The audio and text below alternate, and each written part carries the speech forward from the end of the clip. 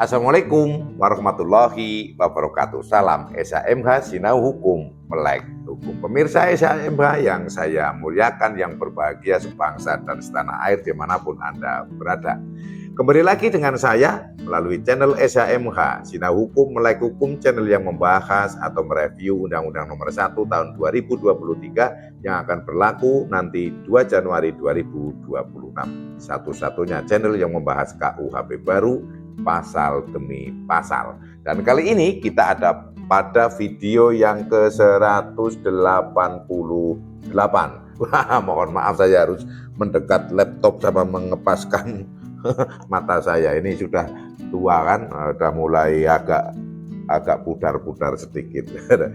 Kita akan membahas tentang pemalsuan dan penggunaan cap negara. Cap negara dalam hal ini adalah cap negara yang nanti akan dibubuhkan pada emas, gitu, pada emas atau perak. Karena bahwa emas atau perak itu termasuk benda-benda, barang-barang logam-logam mulia kan. Dan pada saat saya membuat video ini sedang ada yang cukup heboh itu ya, menjadi perhatian itu kalau menurut saya, di mana ada seseorang yang memalsu atau terjerat persoalan terkait masalah jual beli emas dengan PT Antam itu sampai nilainya itu triliunan,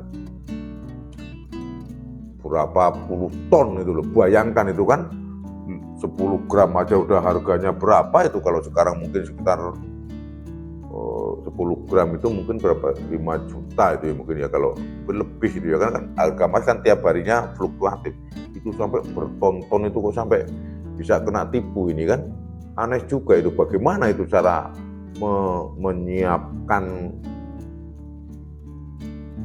emas sampai ton itu loh. Apa dia punya pertambangan emas sendiri atau bagaimana? Ini kalau zaman saya kecil itu ini namanya disebut dengan white collar crime, itu kejahatan kerah putih. Maksudnya kerah putih itu bukan kerahnya yang putih, tapi kejahatan orang-orang yang berpola pikir intelek, orang-orang pinter ini bisa memanipulasi sampai menipu seperti itu. Kan sedang dalam proses ini.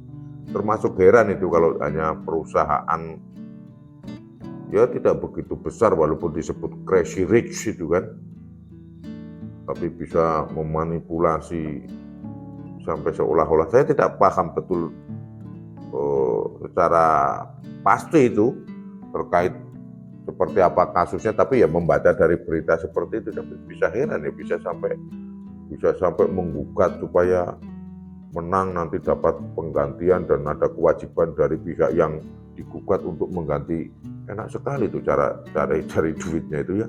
Wah, you pura-pura punya masalah dengan saya, nanti kalau begitu saya gugat, you kalah, maka you bayar ke saya. Itu kayak seolah-olah enak banget itu kan.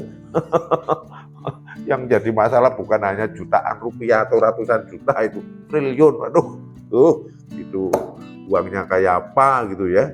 Kalau ditumpuk di rumah saya itu mungkin sudah sampai kebon itu, ke belakang rumah saya jumlahnya itu. Ratusan triliunan rupiah itu. Tapi mudah-mudahan cepat selesai. Kita harus berpikir bahwa tidak ada kejahatan yang tidak dapat diungkap oleh kebenaran. Kan itu. Kita akan membahas ini pasal 384 KUHP baru. Ayat 1, dipidana dengan pidana penjara paling lama 7 tahun atau pidana denda paling banyak kategori 5. Setiap orang yang A membubui barang emas atau perak dengan cap negara yang palsu menurut undang-undang, atau memalsu cap negara dengan maksud untuk memakai atau meminta orang lain memakai seolah-olah cap tersebut asli atau tidak dipalsu. Jadi ini yang dihukum adalah orang membuat cap palsu. Cap itulah stempel itu kan, tempelkan kepada logam emas, contohnya dengan PT XXX. Nah, PT XXX itu capnya yang diakui oleh negara, atau mungkin cap Garuda Black gitu kan. Jadi seolah-olah kayak resmi milik negara atau milik perusahaan resmi milik negara, padahal itu ilegal kan. Harga jualnya kan menjadi diakui kan karena dicap itu kan. Dan buat cap itu kalau zaman sekarang itu kan sangat mudah, yang persis pun pasti bisa sama, bisa dibuat. Apalagi teknologi seperti sekarang dalam penjiplakan, suara aja bisa dijiplak oleh AI, apalagi cuma barang fisik seperti itu kan untuk meniru. Namun itu palsu, karena membuat cap seperti ini pasti hanya satu, tidak banyak.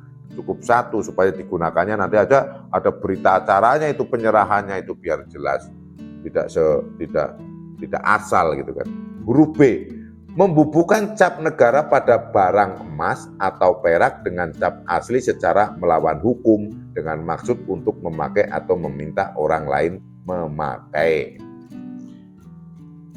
Maksud dari huruf B ini adalah cap yang digunakan itu asli.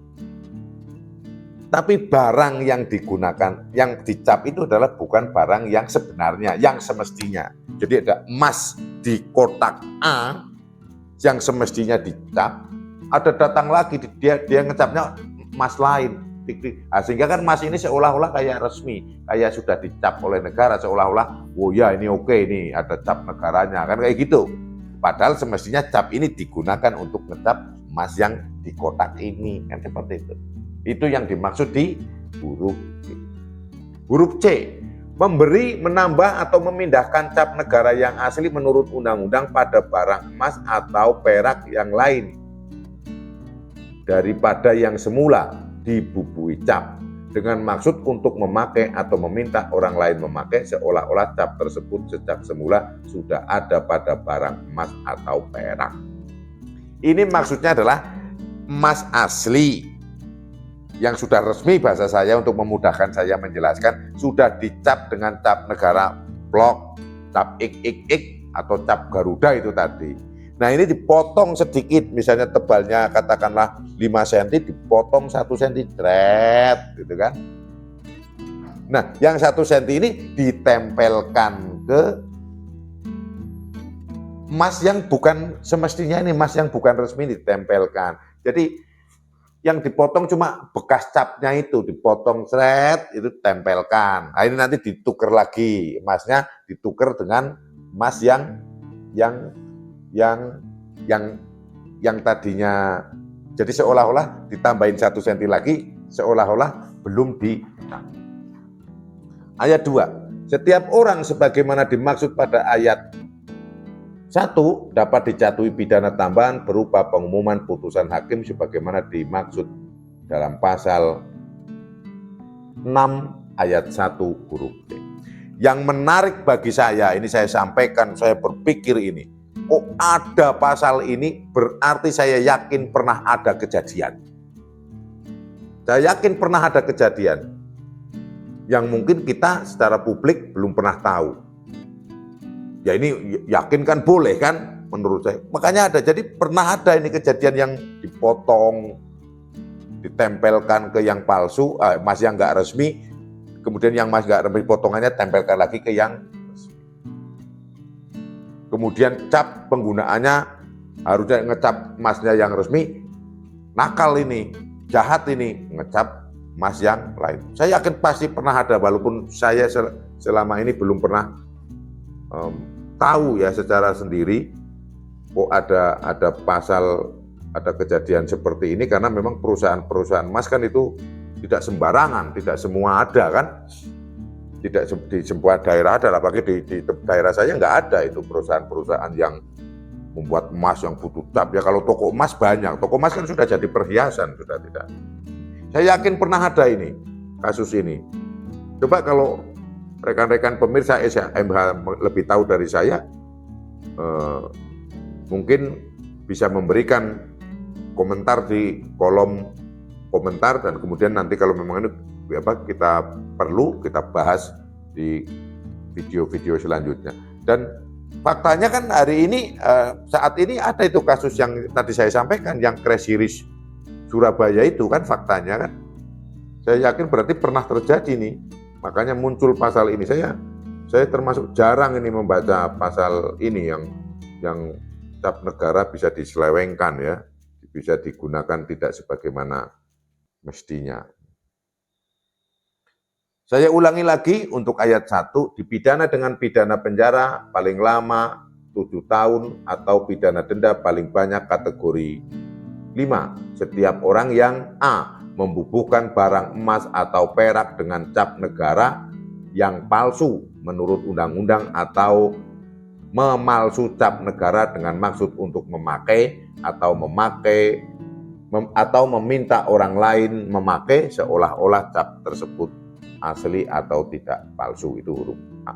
Jadi ya capnya palsu itu mudah dipahami lah. Yang saya tidak habis ini kalau sampai terjadi ini, waduh hebat, pantesan ini ya kasus itu yang masalah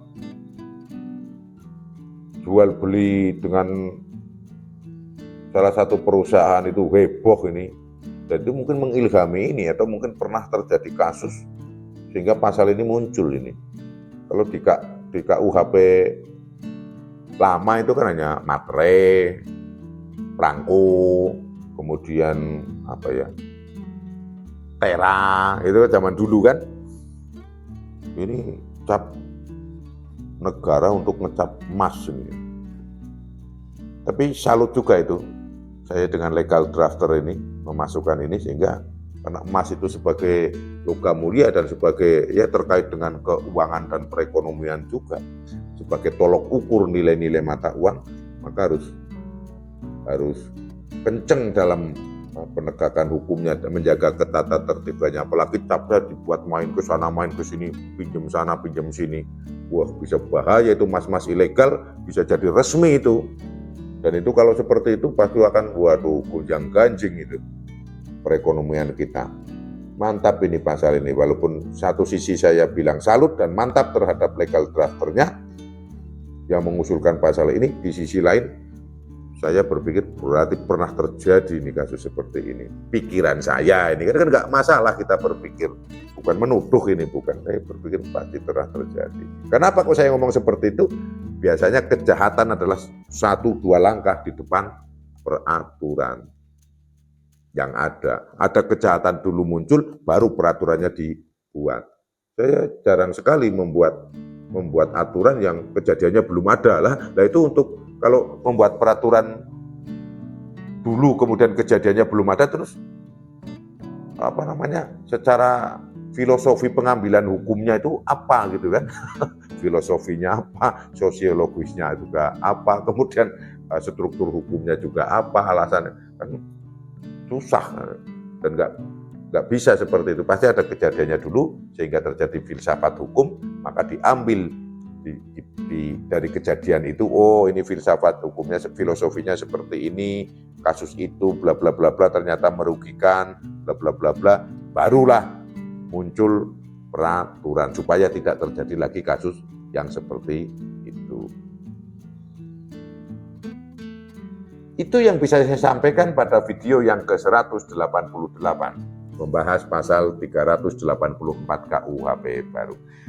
Terima kasih saya sampaikan kepada seluruh pemirsa SHMH, Sinau Hukum Melek Hukum yang sudah menonton channel SHMH. Dan bagi yang belum subscribe, mohon berkenan untuk subscribe sebagai dukungan Anda kepada saya, channel SHMH. Sinau Hukum Melek Hukum. Wassalamualaikum warahmatullahi wabarakatuh. Terima kasih.